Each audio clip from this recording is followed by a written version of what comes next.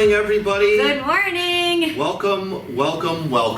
It's made Thursday. Another week. We made it to another Thursday. Yeah, so did you guys. Thanks so very kindly for joining us again for another edition of our weekly Title Talk. My name is Drew. And my name is Amy.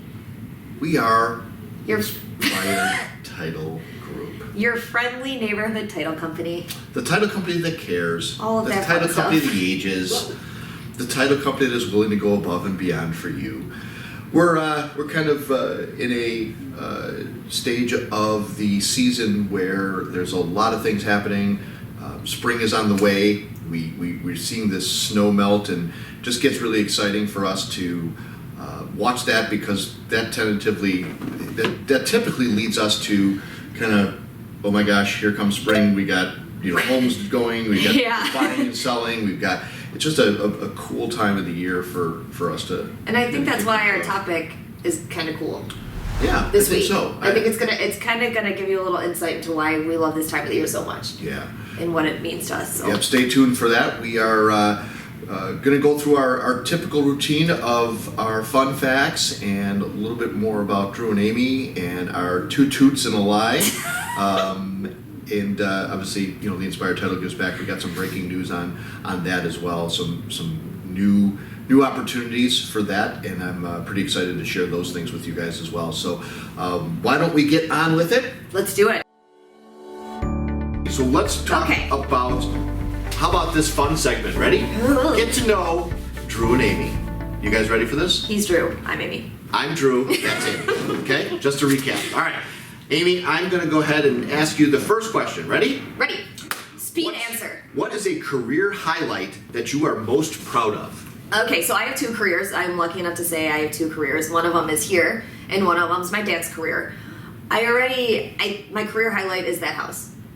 Is selling that house before it hit the market. Okay. So I started in title, and I was lucky enough that Drew saw something else in me. So he kind of introduced me to development, which I'm thankful for every day, because it's been such a great opportunity and experience. So thank you for that. Yeah. So my career highlight is being able to say we sold a house before it was actually listed. That's awesome. I think that's a cool thing. I think if you asked me that question in 2 months, my answer would be different. It will, because it's ever changing. Yep, and it'll keep growing. And my two boys, we did a tap dance to Blues Brothers a couple of years ago for competition. And oh my God, Noah and Andrew, you will have my hearts forever. One's at ISU right now, one's dancing orchestras at Lockport, and they're they were Blues Brothers to the T, sunglasses, suits, and all, and they got high scoring duet at one of our competitions. And nice. They'll forever be one of my favorite, watching them two on stage together. Good. Awesome. Good. Okay. What's your biggest pet peeve? Easy answer. My biggest pet peeve is Talking over people. I'm just kidding. that's becoming one. I know it Biggest is. pet peeve is timelines. People telling me that things will be done, or people are going to do something, and then they don't do it. So I truly am a people person, and I do put a lot of faith and stock in people. So if somebody says that, hey Drew, I got this, I'm going to do this for you, don't worry about it, or hey, this will be done in a week, and I revisit that in a week, it's not, I don't comprehend that. I don't get it, and this is something that we obviously deal with often in the building world. But I would say that is probably very high on my. And you kind of shut down. Yeah. Like when that happens to you, it's just like you get angry, but it's just like done. I don't even wanna. Because there is so much anger and rage in there. It's just like I'm going off of what you said. You told me this would be done. It's not. I didn't say it. I didn't expect it. I don't get it. Has it always been that? Or do you think like the I being in development like highlighted it? Yeah, I think that I've always, really put a lot of stock in what people say, and it might have changed to this part, but I really trust people doing what they say they're going to do, and I think the development side truly did evolve me to enhance it to what it is today. now. Yeah, that's interesting. All right, so timeline, got it. Yep. What's not to do for you? Okay, here we go. What's your favorite story about yourself? I stole my brother's bike. my brother, my God, I love my brother. I talk about him all the time. So he was not always the most coordinated little kid. So he's 2.5 years older than me. So one day my dad was taking training wheels off of bikes and doing dad things, and my brother was like weeble wobbling on his bike because he couldn't. And I was like, Ken, can I see it? Hopped on his bike, drove straight up the hill, and he was just running after me, going, "Give me my bike!" And so that's just, it's one of those things that like you talk about it, you see it, there's pictures of it, but it takes you right back to like summer days in West Tanglewood. Those sisters are demons. We are awful. Yes. But the poor kid, he wasn't super coordinated, and he was like teeter-tottering on So you firing off on his bike was a winner! Wow. I gave it back to him. Yeah, but you crushed him for a moment. He had to ride my one with the basket on there for a couple minutes. Poor Ken. Poor now Ken. I understand. Okay. Sorry, Ken. Okay. What's one thing you could not go a day without? Not air, not water, not oxygen. Like for coffee. Coffee. Yeah. Remember when you stopped drinking coffee for a while? It was a disaster. disaster. Yeah. You were. I probably have an addiction to it based on the fact that when I have stopped, I get headaches. I get oh yeah. Is it the caffeine? Or is it? It's caffeine headaches for sure. I believe my love for coffee. I'm a coffee snob. I like right now. I'm even bored going to Starbucks and Dunkin' Donuts because I just like. I need something. You are new. snotty. I need something different. I need a change in it. So, Carol and I. Inspired coffee. I'm in. Carol buys a lot of different, coffee beans from different. When we go vacationing and things, so I love just changing up my coffee. Yeah. Because again, Dunkin', Starbucks, they're like, oh my god. I'll even go to different gas stations and go, let me just try this coffee. I need something to be different. I'm not gonna lie. When I saw that, I was like, he's going through a midlife crisis. He had gas station coffee. But you've also seen, I have pictures that you've seen many coffee cups lined up on my desk, and you're going, that's the kind of day it's been, and you're like, oh my gosh, there's 5 or 6 coffee cups up there. But Fridays are the worst. Yep. Yeah. I'm a big fan of coffee, though. Coffee, I get it. I get it. All right, Amy, here you go. Third and final question we're getting to know Dru and Amy. Here we go. How do you pick yourself up after making a mistake at work? I cry.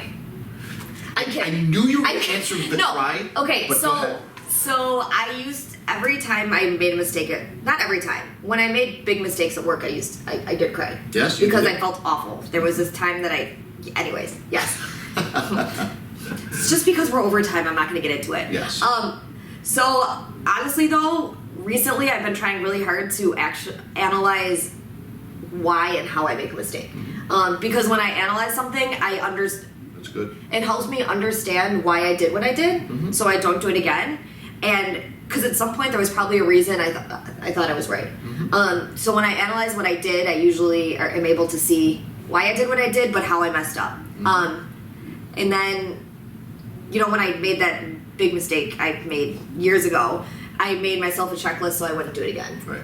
So I just kind of put my own process. Yeah, and I put my own procedures in place so that it's a great learning process. I don't miss stuff. No, but I think I cry less now. Oh, you do? Learn more, cry less. Well, and I admire that because I think that I expected you to have some opportunities where you would make mistakes and things, and that's part of growing and learning. And as long as they're not things that are going to shut the company down, I mean, that's, I know that you have that personality that is going to develop from it. And that's what is recognizable, is you can see people who are going to develop from a mistake versus people who are going to get crushed by a mistake. So, yeah, good. The crush happened once and then I grew from there because I didn't want to well, you were scared. admit but defeat. Okay. Yeah.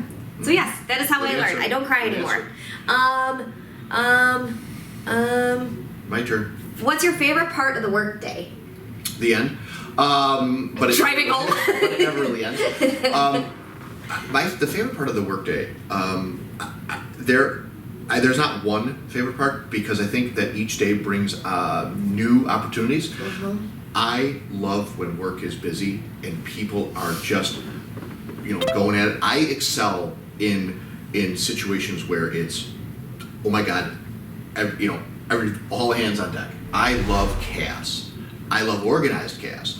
I don't love disorganized chaos because we're never going to get anywhere. For sure. So I get excited and I get motivated by, and I'll use our word, I get inspired by busyness. So when we are busy is when I really love the day, because that was yesterday. Yeah, we were hopping yesterday. Yesterday and Tuesday we were like. Yeah, I love it. There was a lot going on. Yeah, and we made it through, and no one killed each other. So. Well, and that's the best part of it. Teamwork. We grow. Yeah. So, there it is, folks. That's the Get to Know Dru and Aimee. I hope you guys learned a little bit more about us there. Let's wrap this up with our quote of the day, Aim. Okay, going back to my boy Thomas Jefferson. TJ. Good old TJ. If you want something you never had, then you've got to do something you've never done. Yes, sir. Yes, sir, TJ. Thank you, TJ. That is so very true. How about the best way to appreciate your job is to imagine yourself without one. Bam! Mic drop. Imagine yourself without one. Best way to appreciate your job is imagine yourself without one. You know, there's a lot of folks out there that are struggling every day and looking for, you know, something to do, and you know, that really makes you feel a little bit different. So so sorry for our long-winded title talk, but thanks for sticking with us, guys. Thank you, and thank you as always in tuning in and listening to us week after week. We're going to come to you next week on a different day, probably. Yes. We'll stay tuned for updates on that. We will be continuing to grow our community and grow our family. Share the Homes with Heroes for people. I think, please share that one, because I want to help people. We want to help people. That's what the company wants to do. That's why we do ITG Gives Back. So nominate people, whatever you have to do. I don't even know like the process of it. No, if you have somebody that is buying, selling, refinancing, go onto the Homes for Hero website, contact myself, Aimee, reach out to us, and we can get you guys connected and help you guys out through the process and save them some substantial money. So it's something that's really important to to say do thank you for your fellow heroes. So until next week, my name is Dru. And my name is Aimee. We are Inspired Title Group, guys. We thank you for listening and tuning in each week. Feel free to share this and subscribe. And if you missed any part of this, if you want to see this again, we'll have it up on YouTube in the next couple days. So until next time, take care, everybody. Bye-bye.